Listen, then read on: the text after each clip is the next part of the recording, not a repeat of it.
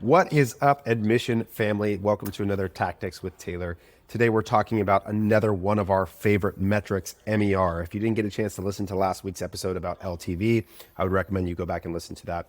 In these episodes, what I'm trying to go a little deeper in is to take some of these metrics that you hear CTC or myself talking about regularly and talk a little bit about what they are, how we use them, and how you can put them into practice for your business. So today, MER, Marketing Efficiency Ratio. This is a metric that we have long touted. I think it's been around for a long time before us. I'd like to believe that we popularized it in terms of e-commerce and its use in the space. And simply what it is from a formulaic standpoint is just total sales divided by total ads. Very simple calculation expressed in the form of a multiple that you see right here above me. And it has a common cousin, if you will, that's often used in retail settings, which is referred to as average cost of sale, or ACost. And this is just thinking about taking that fraction and flipping on its head. If total sales divided by total ad spend is marketing efficiency ratio, the inverse, total ad spend divided by total sales, is ACost, or average cost of sale. They both mean the same thing. One's expressed as a percentage with the numerator and denominator flipped, and one is expressed as a ratio. And so that's all it's telling you. It's telling you how many marketing dollars were used in the generation of all of your revenue. And so that way, the phrase marketing efficiency ratio is intended to give you a measure of the efficiency of your total marketing efforts, right? How efficiently are you generating dollars?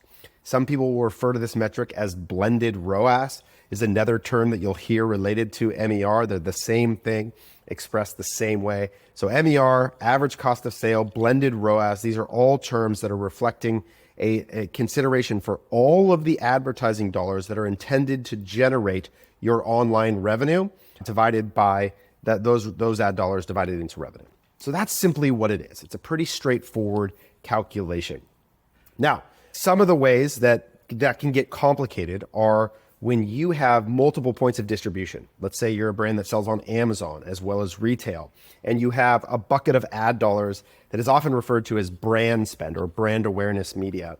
And the question that we get often is, should those ad dollars count in the consideration of your MER?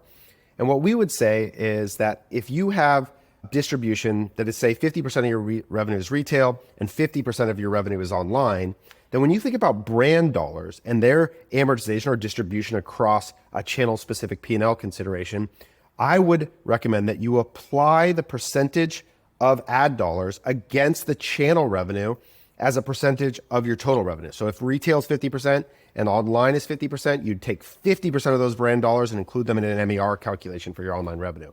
The point is just to say we want to include in this calculation of ad spend here every dollar that is responsible for this channel revenue. So if you have dollars that are responsible for more revenue than that, then they should be divided up accordingly. It's a pretty simple way to think about it, and it'll give you a great starting point for getting to your view of your MER. Now, what is it useful in helping you to determine? Well, very simply, and sometimes ACost is a little bit easier way to see this or mentally understand this idea. It is just the percentage of your revenue, think about it on a P&L, that's going away and being given to advertising. And so in any given period of time, we have this principle at Common Thread Collective that we call 4-quarter accounting, where in any given period, usually P&Ls are looked at in months and years, sometimes quarters, but you could divide your revenue into 4 simple categories when you think about organizing a P&L or a profit and loss statement. You would have your ad spend, your OPEX, your cost of delivery or variable costs associated with getting the product to the customer. This includes your COGS, your merchant processing fees, shipping, fulfillment, and then you have profit. Those are the 4 categories on your P&L. So if you understand your margin, okay, your cost of delivery, you understand your fixed costs in any given period of time, you can then think about what ad spends you need in order to get to the profitability you want. So it helps you to think financially about generating profit. How many dollars are you willing to give away as a percentage of your total revenue?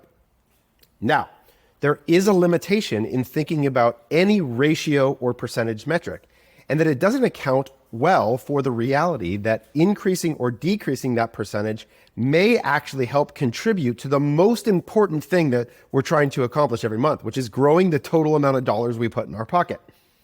And this is why I would encourage, if you've never watched the hierarchy of effects or a hierarchy of metrics video that I did on YouTube, where I draw out in one of my drawing videos the way we think about metrics in e-commerce and how to utilize all of them together in context, it will help you to understand the thing I'm about to talk about now, which is the idea that MER should never be the singular goal.